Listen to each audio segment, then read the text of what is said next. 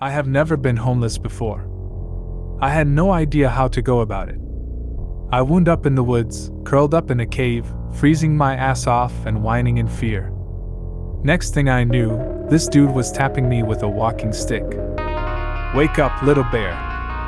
Hibernation is over." Morvrin, of course.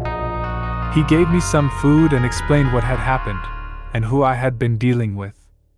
He knew this Angerboda guy from way back and had been keeping an eye on him. My head was swimming, but I knew this Aragorn dude was telling the truth. He was a complete stranger, but I knew I could trust him. I didn't know why. I begged him to teach me how to defend myself against the demon shit, and babbled something about the Iron Tower, chains and manacles, confession and my name on the wall. He listened patiently and without surprise, and then shook his head. "You have a destiny.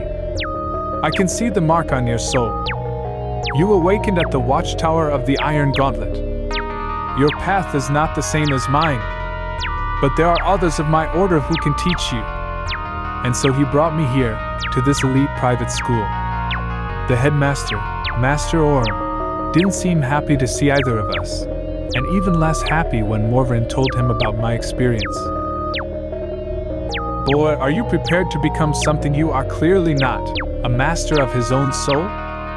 I knew what to say, even if I didn't know what the fuck was going on. So here I am. Writing this journal, only a few weeks into my training as a mage of the Mysterium Order. That's what I'm supposed to call myself now, a mage. One of the awakened. Before my name was written into the watchtower, I was asleep. I was what people in this business call a sleeper. Now I'm awake.